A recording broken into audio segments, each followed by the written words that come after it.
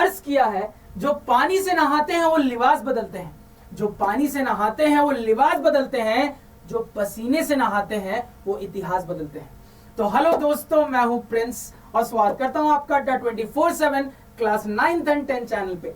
तो मैं हूं आप लोगों का मैथ्स का मेंटोर और यहाँ पे अपने क्लास 10th की मैथ्स की जर्नी की शुरुआत करेंगे सिलेबस के सबसे पहले चैप्टर रियल नंबर्स के साथ। तो ये जो लेक्चर है सर, ये हमारे चैप्टर रियल नंबर्स का सबसे पहला लेक्चर होगा। क्या सीखेंगे सर इस लेक्चर में? तो इस लेक्चर में हम ये सीखेंगे, हम ये जानेंगे कि हमारे चैप्टर के रियल लाइफ एप्लीकेशंस क्या हैं। यानी कि इस चैप्टर में हमें जो कंसेप्ट्स पढ़ने हैं, उस कंसेप्ट्स को हम जरूरत पड़ने पे अपने डे टू डे लाइफ की सिचुएशन में कहां कहां और कैसे कैसे इस्तेमाल कर सकते हैं। क्योंकि प्रिंस सर का हमेशा से यह मानना रहा है कि हम अपने जीवन का एक बहुत बड़ा समय बहुत मेहनत से पढ़ने में बिताते हैं, बहुत कुछ त्याग कर पढ़ने में बिताते हैं। तो अगर इतनी मेहनत से इतनी सारी पढ़ाई अपने पूरे जीवन काल में हम कर रहे हैं, तो हमें ये जरूर से पता होना चाहिए कि हमने जो जो चीजें पढ़ी उसे जरूरत पड़ने पे अपने डे टू डे लाइफ की सिचुएशन में कहां और कैसे इस्तेमाल कर सकते हैं। इसी वजह से प्रिंस सर जब कोई भी चैप्टर स्टार्ट करते हैं तो सबसे पहले आप लोगों को यह बताते हैं कि उस चैप्टर के कंसेप्ट्स को आप जरूरत पड़ने पे अपने डे टू डे लाइफ में कहां और कैसे इस्तेमाल कर सकते हो। इससे क्या होता है सर? इससे हमारे चैप्टर के साथ एक बहुत स्ट्रॉन्ग, एक बहुत तगड़ी बॉन्डिंग बनती है।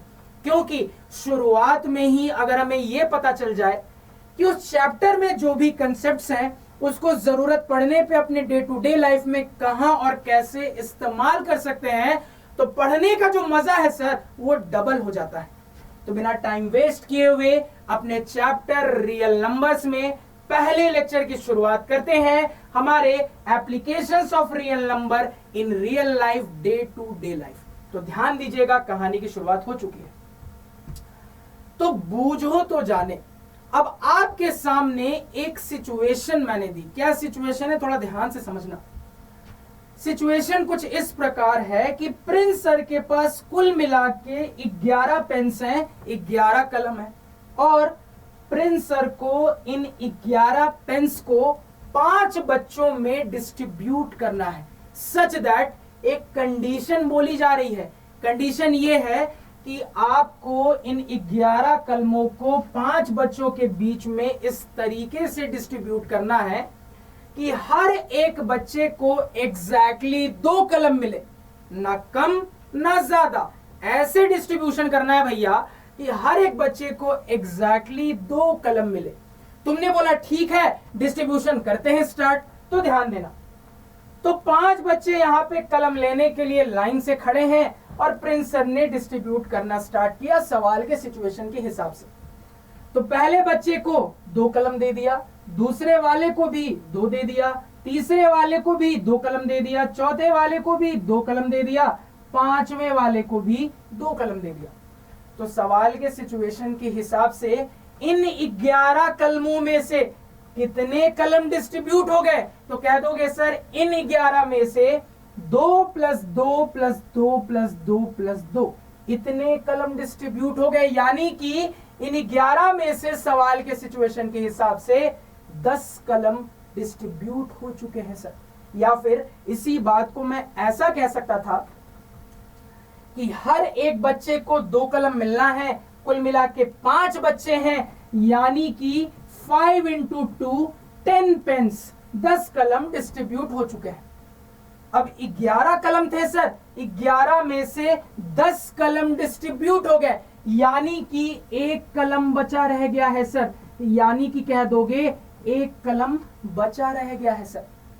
तो यहां पे हमें सोचने के लिए जो सिचुएशन दी गई थी, इस सिचुएशन को हमने बड़ी इजीली सोच लिया। अब आपका अगला सवाल यह है कि मुझे सोच के ये बताइए कि इसी सिचुएशन को हम मैथमेटिकली कैसे रिप्रेजेंट कर सकते हैं। तो कहोगे सर बड़ा सिंपल है, ये जो हमने किया इसी को मैथमेटिकली लिख लेते हैं। कैसे लिखेंगे समझना। तो कुल मिला के 11 कलम थे, अब इन 11 में से 10 कलम डिस्ट्रीब्यूट हो चुके हैं। ये कैसे 10 कलम डिस्ट्रीब्यूट हुए थे सर? तो सिचुएशन कुछ ऐसी थी यहां पे डिस्ट्रीब्यूशन की कि 5 बच्चे थे, हर बच्चे को 2 कलम मिला, यानी 5 दूनी के 10 कलम इन 11 में से डिस्ट्रीब्यूट हो गए और 1 कलम बचा रह गया था सर। तो यही जो सिचुएशन हमने यहां पे एनालाइज की, उसको बहुत इजीली मैथमेटिकल रूप भी दे दिया। अगेन ये जो सिचुएशन है, ये कैसी सिचुएशन है? कहोगे सर डिस्ट्रीब्यूशन की सिचुएशन है। यानी कि अगर मैं चाहूं सर तो इसी चीज को मैथमेटिकली डिवीजन फॉर्म में भी रिप्रेजेंट कर सकता हूं। कैसे? ध्यान दीजिएगा। तो कहोगे सर 11 कलम है और इन 11 कलमों को 5 बच्चों के बीच में डिस्ट्रीब्यूट करना है सच दैट हर बच्चे को 2 कलम मिलना चाहिए। तो 5 2 जा 10, इस तरीके से 10 कलम डिस्ट्रीब्यूट हो गए और 1 बचा रह गया सर। तो ये जो कहानी हमने यहां पे ऐसे एनालाइज की, इसी कहानी पे मुझे मेरे मैथमेटिकल रूप ने भी पहुंचा दिया सर।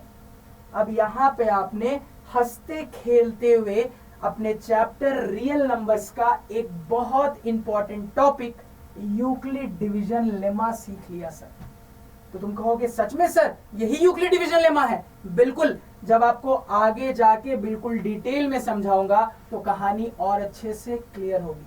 चलो अब चलते हैं यहाँ पे अगले एग्जाम्पल पे, लेकिन अगले एग्जाम्पल पे जाने से पहले यही जो हमने यहाँ पे सिचुएशन का सॉल्यूशन किया, उसको मैंने एक सेपरेट स्लाइड में दिखा दिया है। एक नजर फेर लीजिए।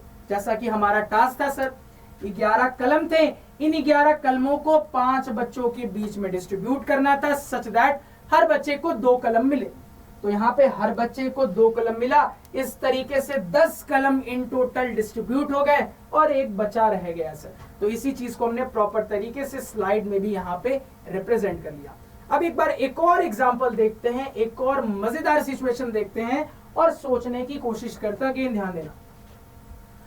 अब सिचुएशन कुछ इस प्रकार है सर कि प्रिंस सर के घर में है पूजा, ठीक है, और पूजा को अटेंड करने के लिए कुल मिला के पूजा में 6 लोग हैं। कितने लोग हैं पूजा में? तो पूजा में 6 लोग हैं। अब पूजा के लिए प्रसाद चाहिए, तो प्रसाद के तौर पे प्रिंस सर ने एक मिठाई का डब्बा मंगवाया। कौन सी मिठाई मंगवाई? तो प्रिंस सर का फेवरेट काजू कतली मंगवाई है। तो उस डब्बे में कुल मिला के 20 काजू कतली है। यानी कि यहां पे प्रिंस सर ने पूजा समाप्त होने के बाद ये जो प्रसाद डिस्ट्रीब्यूट करना होगा, उस प्रसाद के तौर पे एक डब्बा काजू कतली मंगवाई है, जिसमें डब्बे के अंदर कुल मिला के 20 काजू कतली है, 20 मिठाइयां हैं। अब देखो, अब सवाल की सिचुएशन कहती है कि आपको प्रसाद के तौर पे इन 20 काजू कतली को, इन 20 मिठाइयों को किन में बांटना है? तो इन 6 लोगों में बांटना है जो कि पूजा अटेंड कर रहे हैं। किस तरीके से बांटना है? तो हमें यहां पे सिचुएशन गिवन है जो कि कुछ इस प्रकार है। यहां पे हमें इन 20 मिठाइयों को 6 लोगों के बीच में इस तरीके से बांटना है कि हर एक इंसान को 3 काजू कतली मिलनी चाहिए। तुमने कहा ठीक है सर, जो सिचुएशन दी गई है उस सिचुएशन के हिसाब से यहां पे प्रसाद वितरण स्टार्ट करते हैं। तो पहले वाले को 3 काजू कतली, दूसरे वाले को भी 3, तीसरे वाले को भी 3, चौथे वाले को भी 3, पांचवें वाले को भी 3 और छठे वाले को भी 3। तो जैसा कि सवाल कह रहा था उस हिसाब से हमने सबको 3-3 काजू कतली देके यहाँ पे काजू कतली डिवाइड कर दी। अब समझना, तो ये जो 20 काजू कतली थी, इनमें से कितनी डिवाइड हो गई, कितनी डिस्ट्रीब्यूट हो गई? तो कहोगे सर 3 + 3 + 3 + 3 + 3 + 3, कुल मिला के इसको ऐड करने पे आ रहा है 18। तो कह दोगे सर सिचुएशन के हिसाब से 20 में से 18 काजू कतली डिस्ट्रीब्यूट हो चुकी है। तो कितनी बची रह गई? कह दोगे सर 20 में से 18 डिस्ट्रीब्यूट हो गई है, यानी कि 2 काजू कतली बची रह गई है सर।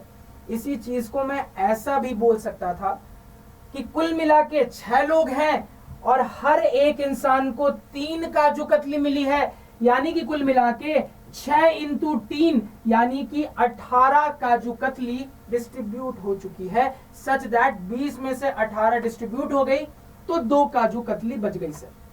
अब यही जो सिचुएशन हमने यहां पे एनालाइज की, अगेन अगर मैं आपको बोलूं कि इसको दीजिए मैथमेटिकल रूप, तो क्या करोगे सर? तो तुरंत फट से यहां पे कहोगे कि सर 20 काजू कतली थी, 20 में से 18 डिस्ट्रीब्यूट हो गई।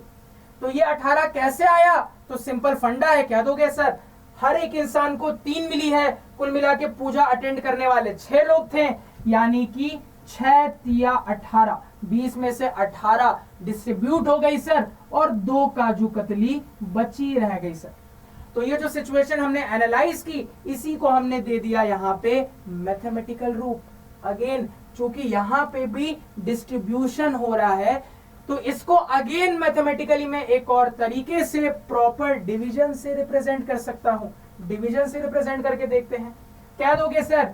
20 काजू कतली थी, इनको मुझे 6 लोगों में बांटना था, सच दैट हर एक को 3 काजू कतली मिलनी चाहिए थी। तो 6 तिया 18 यानी 18 काजू कतली डिस्ट्रीब्यूट हो गई, और यहां पे ये जो रिमाइंडर आया, यही रिमाइंडर बता रहा है मुझे कि इतनी काजू कतली बची रह गई सर। तो अगेन मजाक मजाक में एक रियल लाइफ एग्जांपल से फिर से हमने यूक्लिड डिवीजन लेमा की कहानी देखी। बाकी डिटेल में आगे के लेक्चर्स में समझेंगे कि यूक्लिड डिवीजन लेमा किस चिड़िया का नाम है सर। अगले एग्जाम्पल पे चलते हैं। अब अगला जो एग्जाम्पल है ना, वो ज्यादा दिमाग घुमाएगा, तो बड़े ध्यान से सोचना। तो ये जो चीज यहां पे हमने सॉल्व की, इसी को आप लोगों के सहूलियत के लिए प्रॉपर तरीके से मैंने यहां पे क्या किया है सर? लिख दिया है कि 6 लोग थे, सबको 3-3 काजू कतली मिली है, तो कुल मिला के 20 काजू कतली थी। तो यहाँ पे 6 तिया 18 यानी कि 2 काजू कतली बची रह गई, जैसा कि आप यहाँ पे देख पा रहे हो सर। अब अगला एग्जाम्पल दिमाग घुमाने वाला है, मजेदार है, बहुत मजा आएगा, ध्यान से सोचना यहाँ पे। अब इस अगले एग्जाम्पल को समझते हैं। अब देखो कहानी क्या है। तो कहानी कुछ इस प्रकार है कि प्रिंस सर को लगा कि गरीबों में कुछ बांटते हैं, तो प्रिंस सर ने गरीबों में बांटने के लिए ये सोचा कि कुछ फल बांटते हैं। तो प्रिंस सर गए फल वाले के पास, और फल वाले से 2 प्रकार के फल खरीदे। क्या क्या सर? तो मैंगोज और एप्पल्स, यानी कि सर आम और सेब। कितने कितने खरीदे सर? तो प्रिंस सर ने यहाँ पे 5 किलो आम खरीदा है और 3 किलो सेब खरीदा है, ठीक है। अब ये जो टोटल 5 किलो आम है और ये जो टोटल 3 किलो सेब है, जिनको गरीबों में बांटना है, इसको प्रिंस सर ने गिना। तो गिनने के बाद प्रिंस सर को ये दिख रहा है कि 5 किलो आम जो है, इसमें कुल मिला के 40 आम है, और इसी तरीके से जो 3 किलो सेब है, इसमें कुल मिला के गिनती करके 15 सेब है। तो अब प्रिंस सर को यहाँ पे ये पता है कि ये जो 40 आम है और इसके साथ साथ ये जो 15 सेब है, इसे ही प्रिंस सर को गरीबों में बांटना है, ठीक है। बहुत बढ़िया। अब अगर मैं आपसे पूछूं कि इसको बांट के दिखाओ, तो देखो क्या क्या मैं सोच सकता हूं, ध्यान से सुनना। तो एक तरीका बांटने का यह हो सकता है कि 40 आम है, 40 आम को एक एक करके 40 गरीबों में दे सकते हैं। तो यहां से 40 गरीबों को दे दिया। अगेन कह दोगे 15 सेब है, एक एक करके 15 गरीबों में बांटे जा सकते हैं। तो कुल मिला के इससे 40 + 15 यानी कि कह दोगे सर 55 गरीबों में हमने ये सामान बांट दिया। लेकिन एक दिक्कत है, ये जो गरीब है ना, ये बहुत छोटी छोटी बात पे झगड़ा कर लेते हैं। कैसे? समझना बात को। तो यहां पे ये जो गरीब है, ये बोल रहे हैं, समझना, जिनको सिर्फ आम मिला है, भैया मुझे आम के साथ साथ सेब भी चाहिए। अगेन जिन गरीबों को सिर्फ सेब मिला है, वो बोल रहे हैं कि मुझे सेब के साथ साथ आम भी चाहिए। अब आपके दिमाग में चल रहा है यार, जितने भी गरीब हैं वो तो ये बोल रहे हैं कि मुझे दोनों ही चाहिए। अब दोनों बांटने पड़ेंगे, उसके लिए कुछ दिमाग लगा रहा हूं मैं। अब दोनों मुझे बांटने हैं, इसको सोचते हुए मैंने दिमाग लगाना स्टार्ट किया। तो मेरा दिमाग चल रहा और मैंने कुछ सोचा। मैंने ये सोचा, चलो ठीक है यार, मैं क्या करता हूं, एक आम और एक सेब करके बांट देता हूं। क्या करता हूं? एक आम एक सेब करके हर गरीब में बांट देता हूं। यानी एक गरीब को क्या दे दिया? एक आम, एक से एक आम और एक सेब दे दिया। अगेन दूसरे गरीब को इसी तरीके से क्या किया? एक आम एक सेब दे दिया। ऐसे करके मैंने बांटना स्टार्ट किया। ठीक है, ध्यान से सुनना। अब ये जो बंटवारा का तरीका है, इसमें अगेन प्रॉब्लम आ रही है। प्रॉब्लम ये आ रही है सर कि सेब जो है आम से कम है, तो सेब पहले ही खत्म हो जाएंगे। सेब क्या होंगे? इस तरीके से 15 गरीबों तक में ही खत्म हो जाएंगे। अब जो रिमेनिंग गरीब बचे हैं उनके पास सिर्फ आम है। अगेन झगड़ा हो जाएगा, क्योंकि ये जो रिमेनिंग गरीब होंगे वो कहेंगे उनको तो आपने आम सेब दोनों दिया, हमें सिर्फ आम दे रहे हो। गलत बात है। तो अगेन ये जो डिस्ट्रीब्यूशन का तरीका है ये भी फंस जा रहा है सर। यहां पे भी दिक्कत हो रही है सर। क्या किया जाए? फिर असमंजस में फंस गए। तो फिर यहां पे बांटने का कोई तरीका हम सोच रहे हैं। क्या तरीका सोच रहे हैं? चलो, एक दिमाग कुछ इस प्रकार लग रहा है मेरा, ध्यान से सुनना। एक दिमाग कुछ इस प्रकार लग रहा है कि मैंने कहा चलो 8 गरीबों में मैं बांट सकता हूं। 1 2 3 4 5 6 7 8। मैंने सोचा 3 3 6 8 गरीबों में बांट सकता हूं। कैसे कैसे? तो मैं कह रहा हूं कि मैं हर एक गरीब को 5 आम दे दूंगा। ठीक है सर, हर एक गरीब को क्या करूंगा? मैं 5 आम दे दूंगा। हर एक गरीब को मैं 5 आम दे दूंगा। ये मैं सोच रहा हूं। बहुत बढ़िया, बहुत बढ़िया। चलो ठीक है, हर एक गरीब को आप 5 आम दे दोगे। इस तरीके से आपने बांट दिया। अब आपको पता है गरीबों के आम के साथ साथ इनको सेब भी चाहिए। अब ये जो 15 सेब है ये आप सोच रहे हो यहाँ पे बांटोगे। ठीक है, तो आप क्या करते हो? सबको 2-2 सेब देते हो। ध्यान से सुनना है, यहाँ पे सबको 2-2 सेब आप देते हो। सबको यहाँ पे आप 2-2 सेब दे रहे हो।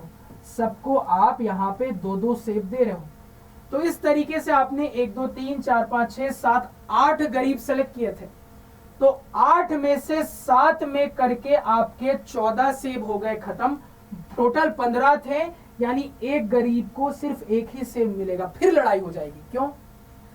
क्योंकि ये तो शांत रहेंगे, लेकिन ये बोलेगा मेरे साथ नाइंसाफी हुई है, मुझे इनके कंपैरिजन में एक सेब कम मिला है। अगेन आप माथा पकड़ के बैठ गए कि क्या किए, मतलब क्या किया जाए यार। मतलब कुछ भी कर रहा हूं, बंटवारा हो ही नहीं पा रहा है ढंग से। तो यहां पे अब चला मेरा दिमाग, और मेरा दिमाग जो चला है शानदार तरीके से चला है। मेरा जो दिमाग चला है ये शानदार तरीके से चला है। और यहां पे दिमाग चलाने के बाद मुझे एक बड़ी इंटरेस्टिंग चीज रियलाइज होती है। क्या रियलाइज होता है? समझते हैं। तो मुझे यहां पे ये रियलाइज हो रहा है कि मैं जिस तरीके से डिस्ट्रीब्यूशन चाहता हूं, यानी कि हर एक गरीब को आम भी मिले, सेब भी मिले साथ साथ में, और इस तरीके से मिले कि हर एक गरीब को बराबर आम मिले, बराबर सेब मिले। तो मैं क्या यहां पे चाह रहा हूं सर? तो मैंने सिचुएशन एनालाइज की, तो सिचुएशन के हिसाब से मुझे समझ में आ रहा है कि मुझे इस तरीके से बराबर तरीके से बंटवारा करना है कि हर एक गरीब को आम भी मिले, साथ साथ सेब भी मिले। और अगेन ये भी ध्यान में रखना है कि हर एक गरीब को बराबर आम मिले और साथ में बराबर सेब मिले। क्या दिमाग लगाया जाए? तो मैंने लगाई मैथमेटिक्स, मैंने लगाया दिमाग, और दिमाग लगा के मुझे समझ में आ रहा है कि अगर मैं 1 2 3 4 और ये 5 गरीबों को सिलेक्ट करूं तो मेरा काम हो जाएगा। अगर मैं यहां पे बांटने के लिए 5 गरीबों को सिलेक्ट करूं तो रिक्वायरमेंट के हिसाब से काम हो जाएगा। कैसे? समझते हैं, ध्यान से सुनना। तो जब मैंने यहां पे 40 को 5 से भागा दिया तो आ रहा है 8। अगेन जब मैंने 15 को 5 से भागा दिया तो आ रहा है 3। यानी कि यहां पे इतने आम और इतने सेब। तो मेरा दिमाग चला कि 5 गरीबों में ना इस चीज को बड़ी आसानी से बराबर बांटा जा सकता है, सच दैट हर एक गरीब को आम भी मिलेगा, सेब भी मिलेगा, और हर एक गरीब को बराबर आम और सेब मिलेगा। कैसे? देख लो यहां पे। तो यहां पे अगर मैं दिमाग लगाऊं तो मुझे यहां पे तुरंत अपना दिमाग लगा के समझ में आ रहा है कि अगर मैं 5 गरीबों को सेलेक्ट करता हूं तो समझना 5 गरीब है, 40 आम है, तो बराबर बंटने के लिए हर एक को कितना मिलना चाहिए? तो कह दोगे सर 40/5, यानी हर एक को 8 आम मिलना चाहिए, हर एक को 8 आम मिलना चाहिए, हर एक को यहाँ पे 8 मैंगोज मिलने चाहिए सर। अगेन कहोगे 5 गरीब है सर, 15 एप्पल है, तो बराबर एप्पल बंटने के लिए हर एक को कितना मिलना चाहिए? कह दोगे सर 15/5, यानी कि 3 एप्पल, हर एक को 3 एप्पल मिलना चाहिए सर, हर एक को 3 एप्पल मिलना चाहिए सर। अब बताओ, हम जिस तरीके से बंटवारा चाह रहे थे वो हुआ कि नहीं? तो कहोगे सर बिल्कुल हो गया। यहां पे अगर मैं इस पूरे सामान को 5 गरीबों में बांटता हूं सर, तो जो लड़ाई वाली सिचुएशन है वो पूरी सिचुएशन खत्म हो जाएगी और बिल्कुल भी लड़ाई नहीं होगी इनके बीच में। यानी यहां पे इस तरीके से बंटवारा हुआ है कि हर एक गरीब को आम भी मिला है, सेब भी मिला है, सच दैट हर एक गरीब को बराबर आम मिला है, साथ में बराबर सेब मिला है। अब कहोगे सर आपने दिमाग तो लगा लिया, लेकिन ये तो बताओ कि ये जो 5 का नंबर आया ये आपके पास कैसे आया सर? तो प्रिंस सर ने यहाँ पे 40 और 15 का HCF निकाल दिया। आपने जो छोटी क्लासेस में HCF पढ़ा था ना, उसी HCF को इस्तेमाल करके प्रिंस सर ने निकाला था 15-40 का HCF। निकाल के देखते हैं। 15 2 जा 30, यहाँ पे 10, 15 आ जाएगा, 10 1 जा 10, यहाँ पे 5 10 आ जाएगा, तो 5 2 जा 10, यानी कि 5 क्या हो गया? HCF हो गया।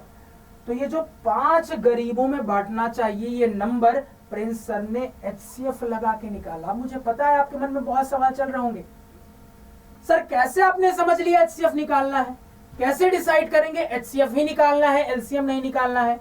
तो ये कहानी जब आपको आगे जाके HCF पढ़ाऊंगा, LCM पढ़ाऊंगा, तब अच्छे से समझाऊंगा, तब डिटेल में समझाऊंगा।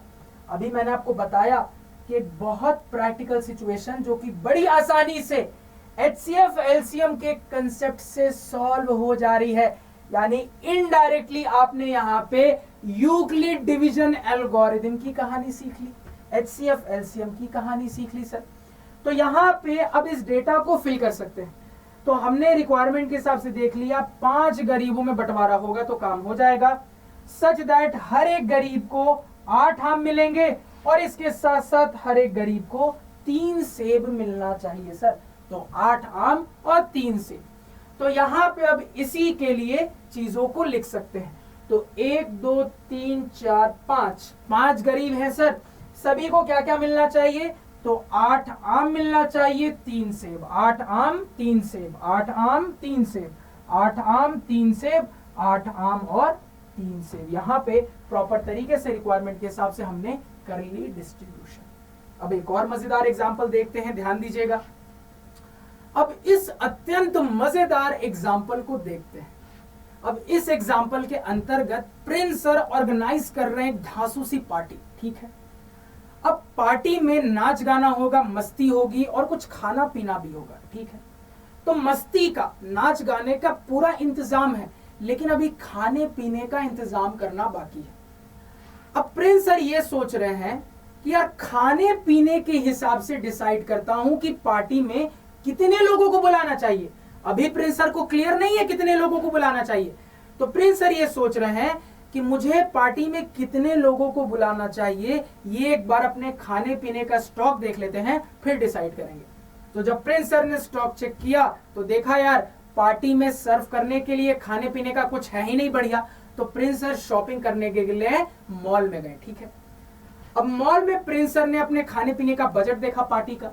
तो बजट देखने के बाद प्रिंस सर ने डिसाइड किया कि एक काम करते हैं, मस्ती होने के बाद जब खाने पीने की बारी आएगी तो पीने के लिए सभी को कोल्ड ड्रिंक दे देंगे और खाने के लिए ब्रेड और जैम दे देंगे, ठीक। अब प्रिंस सर को एक मजेदार चीज मॉल में दिख रही है। क्या दिख रहा है समझना, बिल्कुल ध्यान से समझना। तो प्रिंस सर को मॉल में यह दिख रहा है कि प्रिंस सर अगर जैम की अलग अलग पैकेट खरीदते हैं तो महंगा पड़ेगा। अगर प्रिंस सर एक पैकेट्स का कॉम्बो खरीदते हैं तो सस्ता पड़ेगा। आपने देखा होगा कि बहुत सारे ऐसे सामान होते हैं जिनको अगर आप अलग अलग खरीदोगे ना तो कंबाइंड वे में प्राइस महंगी पड़ेगी, लेकिन उन्हीं सामानों का कॉम्बो भी होता है मॉल्स में। अगर आप कॉम्बो खरीदोगे तो ओवरऑल वो कॉम्बो सस्ता पड़ेगा। तो यहां पे भी ऐसा ही कुछ हो रहा है कि प्रिंस सर अगर अलग अलग जैम का पैकेट खरीदते हैं तो महंगा पड़ेगा, लेकिन अगर प्रिंस सर जैम के पैकेट्स का एक कॉम्बो है वो कॉम्बो खरीदते हैं ना तो कंपैरेटिवली सस्ता पड़ेगा। अगेन प्रिंस सर को दिख रहा है कि अगर अलग अलग प्रिंस सर एक एक ब्रेड खरीदने जाते हैं तो ओवरऑल महंगा पड़ेगा। यहां पे ब्रेड के लिए एक कॉम्बो है, वो कॉम्बो खरीदते हैं तो सस्ता पड़ेगा। अगेन प्रिंस सर देख रहे हैं एक एक कोल्ड ड्रिंक की बोतल खरीदेंगे तो महंगा पड़ेगा। यहां पे कोल्ड ड्रिंक की बोतल्स का एक कॉम्बो है, वो कॉम्बो खरीदेंगे तो सस्ता पड़ेगा। तो प्रिंस सर के दिमाग में चल रहा है यार अलग अलग खरीदेंगे तो ज्यादा जेब को नुकसान होगा, ज्यादा पैसे हो जाएंगे खर्च, तो क्या करते हैं कॉम्बो खरीदते हैं। अब कॉम्बो कैसा अवेलेबल है मार्केट में, मॉल में, समझते हैं। तो कॉम्बो की अवेलेबिलिटी कुछ इस प्रकार है, ध्यान से सुनिएगा। देखो 6 जैम के पैकेट मिलाकर एक बड़ा सा पैकेट का कॉम्बो है। क्या मैंने बोला? 6 जैम के पैकेट्स को मिलाकर या फिर कह लो 6 जैम के बॉटल्स को मिलाकर एक बड़ा सा कॉम्बो है सर, उसी कॉम्बो को खरीदने में फायदा है। इसी तरीके से यहां पे ब्रेड में कहानी कुछ इस प्रकार है कि 8 ब्रेड का एक कॉम्बो है एक पैकेट में। तो एक बड़ी सी ब्रेड की पैकेट है जहां पे 8 ब्रेड एक साथ है, ये कॉम्बो खरीदने में सस्ता पड़ेगा। अगेन यहां पे जब कोल्ड ड्रिंक की बात हुई तो यहां पे प्रिंस सर को ये दिख रहा है कि 12 बॉटल्स का एक कॉम्बो है, 12 बॉटल्स का एक पूरा कंटेनर है, उसको खरीदने में फायदा है कोल्ड ड्रिंक के लिए। तो यहां पे प्रिंस सर को ये पता है कॉम्बो खरीदेंगे तो सस्ता पड़ेगा, क्योंकि अलग अलग खरीद के लाते हैं तो महंगा पड़ेगा। तो प्रिंस सर सोच रहे हैं कॉम्बो खरीदेंगे। अब कॉम्बो इसी तरीके से है, कोई अलग कॉम्बो है नहीं, तो प्रिंस सर को पता है कॉम्बो खरीदना है। और प्रिंस सर को यह भी बहुत अच्छे से पता है कि भैया मैं तो उतना ही सामान खरीदूंगा जितना पूरा का पूरा यूज हो जाए, कुछ भी वेस्ट नहीं होना चाहिए, ना खाने में कुछ वेस्ट होना चाहिए ना पीने में कुछ वेस्ट होना चाहिए। अब ये जो सिचुएशन है, इस सिचुएशन के हिसाब से प्रिंस सर को ये दिमाग लगाना है कि पार्टी में कितने लोगों को बुलाना चाहिए, सच दैट इन सामानों का जब पैकेट खरीदा जाए तो इनके जितने भी पूरे सामान हैं वो पूरे पूरे यूज हो जाए। तो ऑब्वियसली अगर मैं पार्टी ऑर्गेनाइज करूंगा तो मैं क्या चाहूंगा यार, कम से कम लोग पार्टी में आए।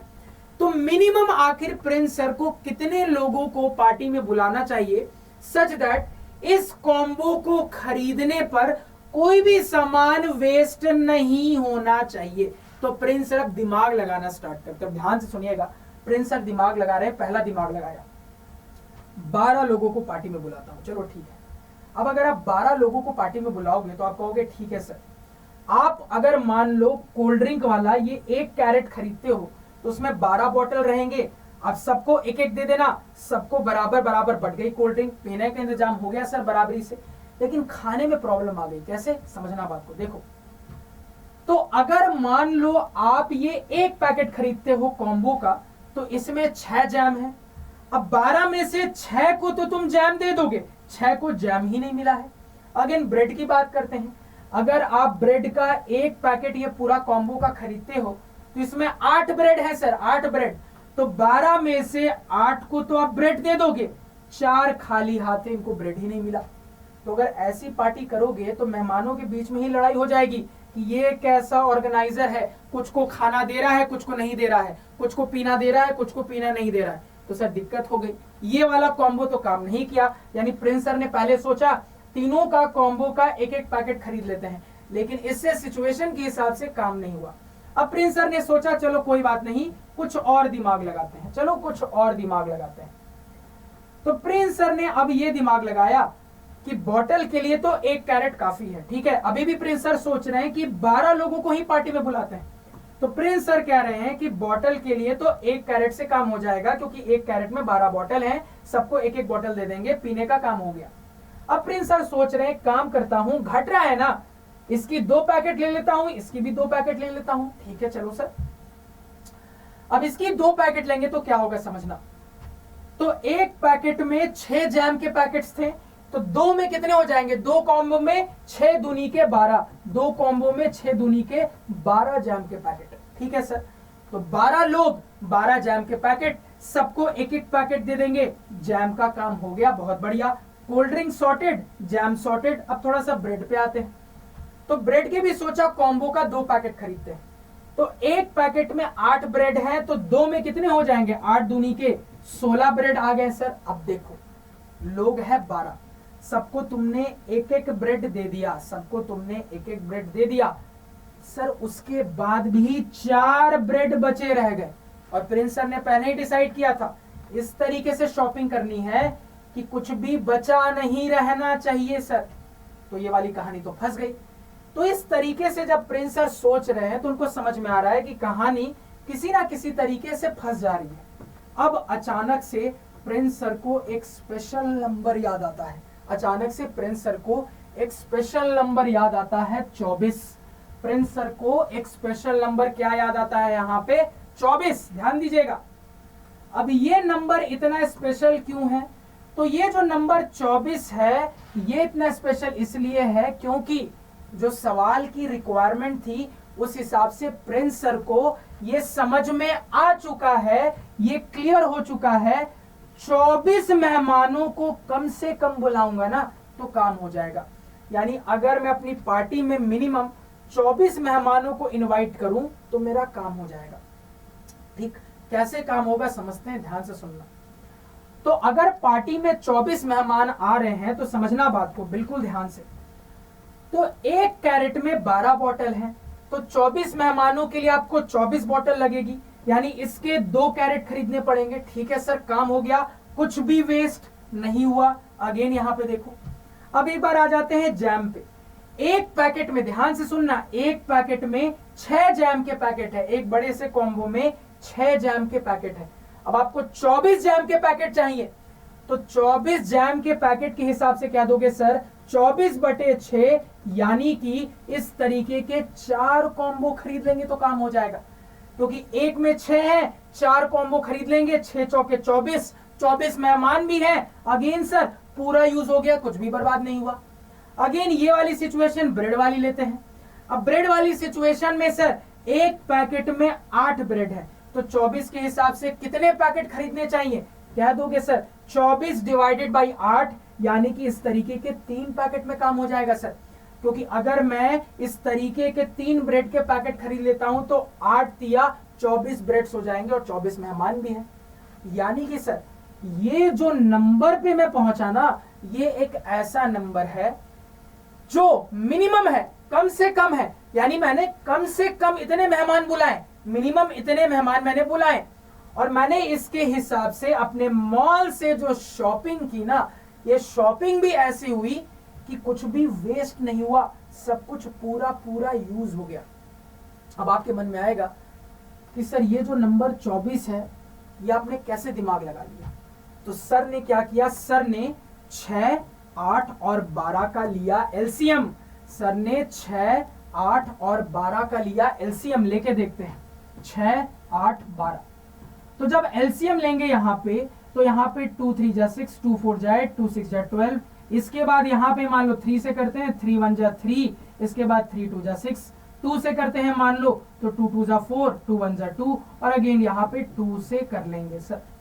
तो कितना हो रहा है, देखो एलसीएम यहाँ पे 3 2 जा 6, 2 जा 12, 2 जा 24 आ रहा है एलसीएम।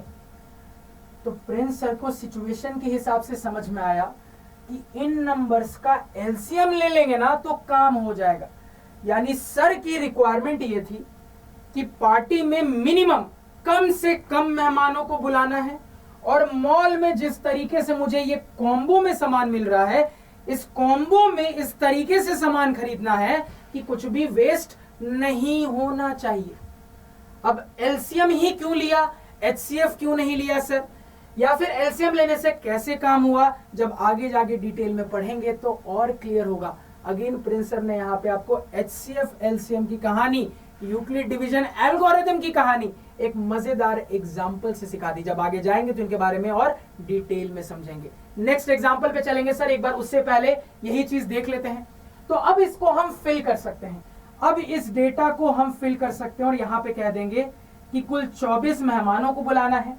इस तरीके से जैम के कितने पैकेट लगे सर, कह दोगे 4 पैकेट लगे हैं जैम के। अगेन ब्रेड के कितने पैकेट लगे हैं सर, कह दोगे ब्रेड के 3 पैकेट लगे हैं सर।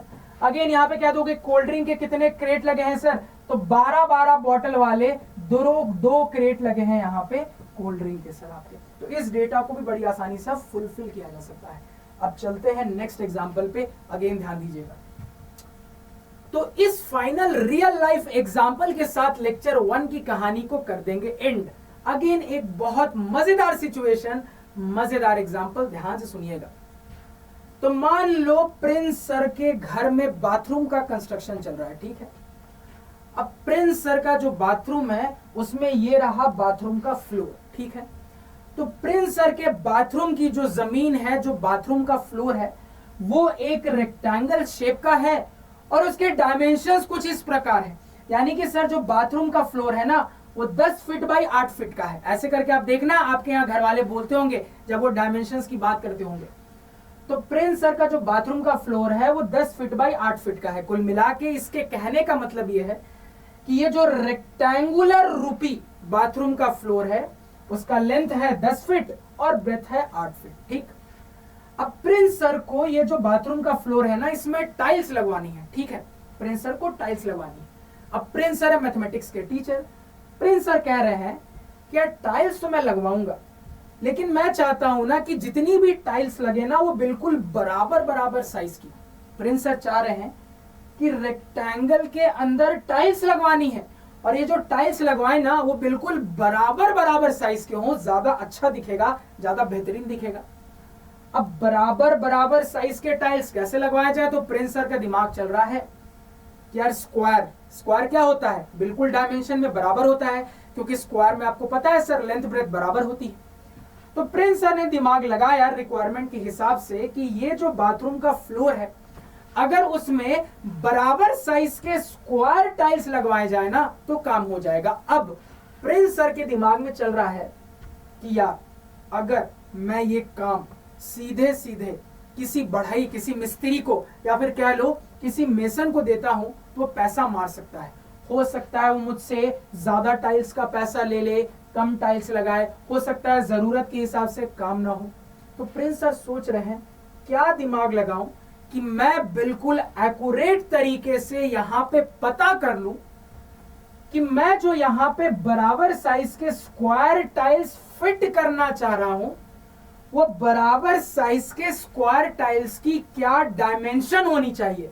और अगेन ये भी प्रिंस सर को पता करना है कि वो जो स्क्वायर टाइल वो यहां जमीन में फिट करना चाहते हैं ऐसे कितने बराबर साइज के स्क्वायर टाइल की जरूरत पड़ेगी।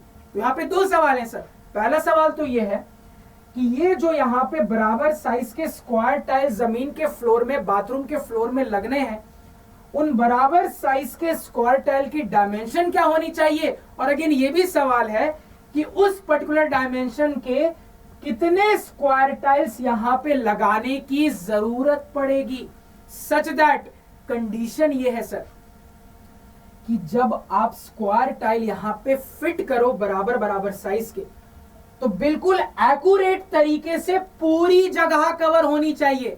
ऐसा नहीं होना चाहिए, ऐसा बिल्कुल भी नहीं होना चाहिए कि कोई जगह बची रह जाए। तो प्रिंस सर ने उसके लिए लगाया दिमाग, ठीक है। तो पहले जब प्रिंस सर ने दिमाग लगाया तो देखो क्या प्रॉब्लम हो रही है, ध्यान से समझना।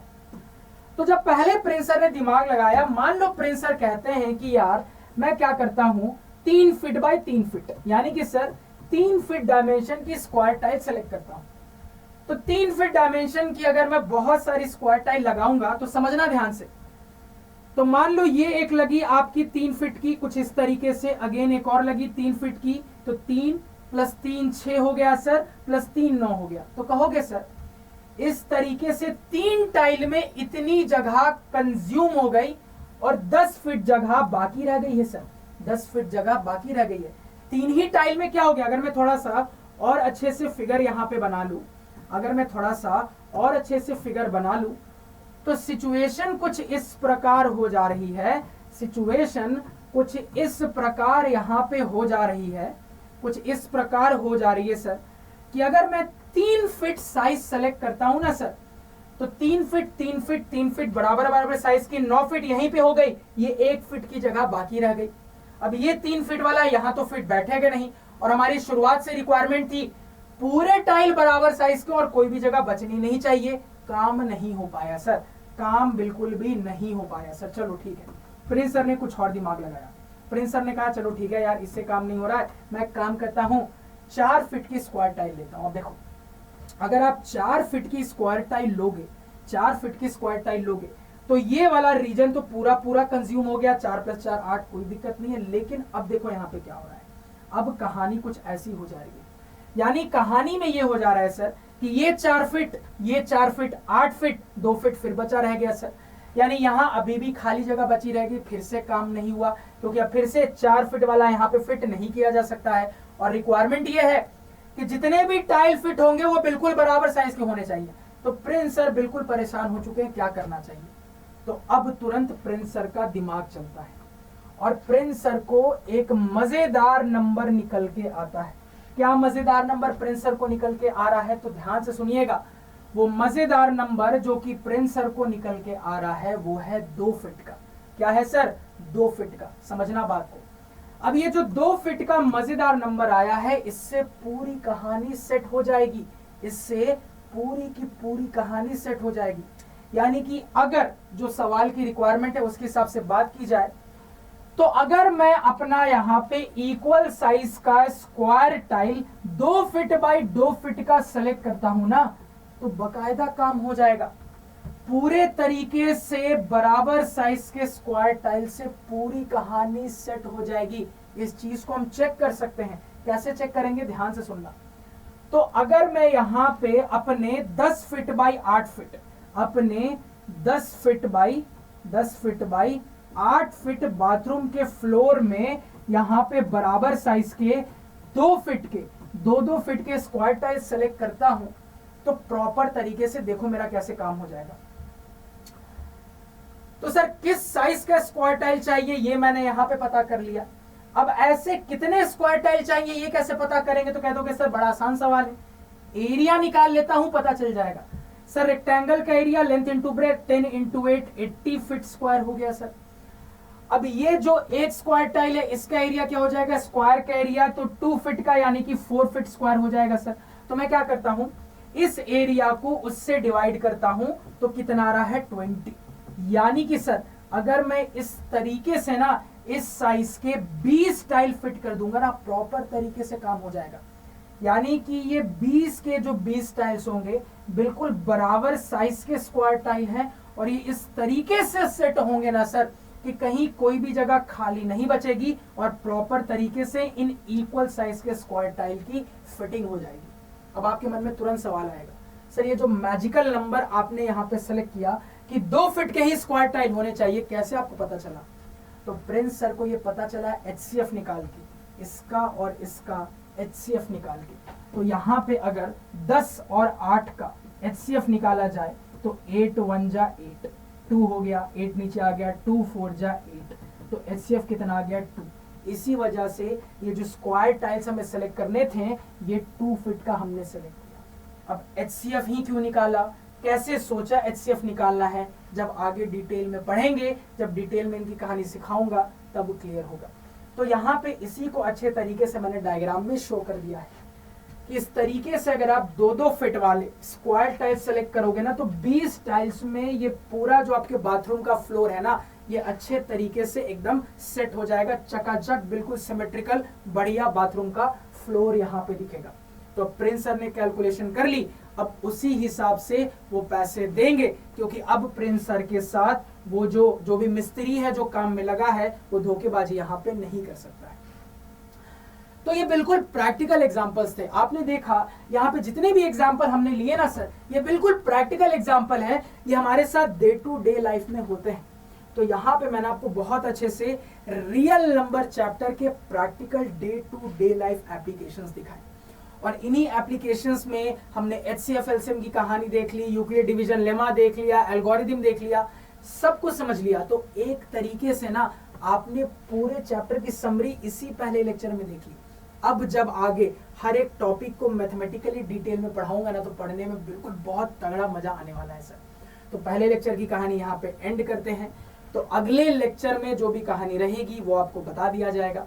तो तब तक के लिए सायोनारा, टाटा, बाय बाय। यहाँ पे ध्यान रखिएगा कि अड्डा class 9th and 10th channel पे बिल्कुल प्रॉपर तरीके से आपके 9th और 10th में हर सब्जेक्ट की पढ़ाई होती है, उसके लिए बिल्कुल तगड़े फैकल्टीज हैं। और यहाँ पे ये जो लेक्चर्स है ना, ये प्रॉपर तरीके से आपको बिल्कुल अरेंज्ड फॉर्म में प्लेलिस्ट में मिल जाएंगे। तो तब तक के लिए सायोनारा, टाटा, बाय बाय।